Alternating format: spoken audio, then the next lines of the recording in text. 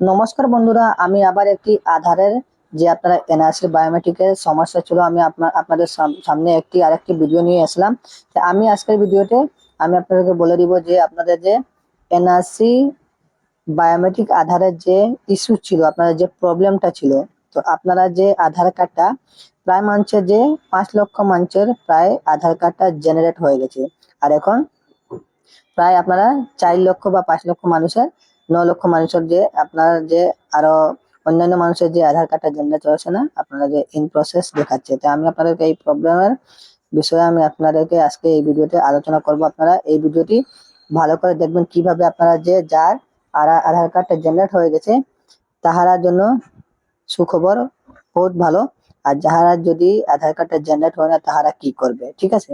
তো এইখানে আমি আপনাদেরকে বলে দিই, যাহার আধার কার্ডটা জেনারেট অলরেডি হয়ে গেছে, এনআরসির বায়োমেট্রিকের প্রবলেম ছিল বা আপনাদেরকে কোনো মেসেজে এসে আপনারা যদি ডাউনলোড করতে পারেন না, তাহলে আপনারা কি করবেন যদি জেনারেট হয়ে যায়। আর যাহা জেনারেট হয়ে ডাউনলোড করে দিচ্ছেন, আর আপনারা যদি কোনো অন্যান্য মানে আর কি কারেকশন করা, যদি আপনারা কোনো ভুল হয় ডেট অফ বার্থ বা আপনারা নেম অ্যাড্রেস, যদি আপনারা এনআরসির বিভিন্ন ধরনের বিভিন্ন মানুষের যে কারেকশন আমি দেখছি করছেন এখন, আমার কমেন্ট করেছিলেন একটি ভিডিওতে যে প্রায় মানুষের যে আধারের সমস্যা ছিল, ওই আধারটা জেনারেট হওয়ার পর তাহারা ডেট অফ বার্থ বা মোবাইল নম্বর বা অ্যাড্রেস এই ধরনের মানে বেশি আমি দেখছি ভুল হয়ে এসেছে। তো তাহলে আপনারা কারেকশন করবেন, আপনারা নিজের যে ব্লক বা আপনারা সার্কেল অফিস ওইখানে যে এনআরসির আপনারা যে আধার কার্ড এসেছে ওখানে বর্তমানে আপনারা যোগাযোগ করবেন, খবর করবেন আপনারা যে আপনার ওখানে হচ্ছে কিনা, আপনারা যোগাযোগ করে আপনারা ওখানে গিয়ে আধারের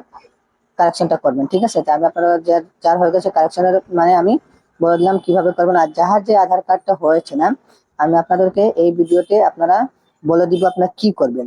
যে মাননীয় হিমন্ত বিশ্ব শর্মা তিনি মহোদয় বলেছিলেন যে 15 লাখ মানুষ যে 15 তারিখের ভিতরে যে যার আধার কার্ডটা হয়েছিল না, তাহারা যে আধার কার্ডের যে সমস্যাটা সলভ হবে। তো ধীরে ধীরে এখন 5 লক্ষ প্রায় মানুষের জেনারেট হয়ে গেছে, আর যাহারা এখন পর্যন্ত যে হয়েছে না বা ইন প্রসেস আন্ডার প্রসেস দেখাচ্ছে, তাহারও মানে মানে তিনি যে ফর্মটা তিনসুকিয়ার মানে ট্রান্সফার করেছিলেন যে আপনারা বায়োমেট্রিকের প্রবলেম কিছু মানছেন, তা ওটা এখন ভেরিফাই প্রসেসে চলছে। আপনাদের যে কিছুদিন টাইম লাগতে পারে, এখন 15 দিনের ভিতরে তিনি বলেছিলেন।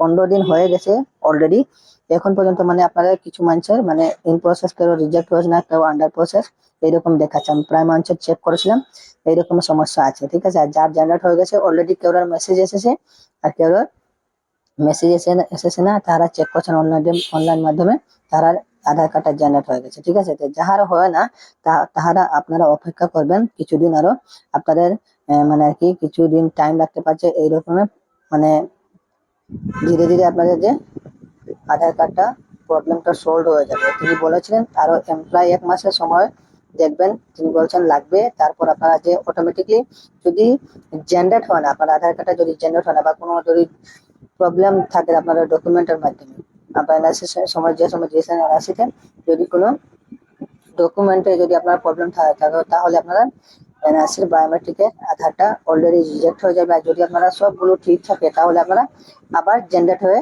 এসে যাবে, ঠিক আছে।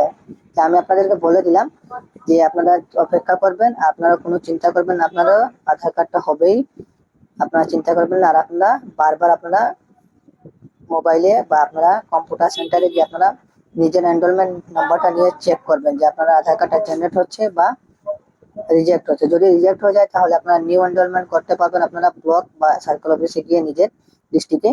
আপনারা অবশ্যই চেক করবেন, 2 দিন 4 দিন পর গিয়ে আপনারা চেক করবেন। বাই চান্স আপনারা যদি জেনারেট হয় বা রিজেক্ট হয়ে যাবে, ঠিক আছে। যে এখন বর্তমানে প্রসেসে আছে।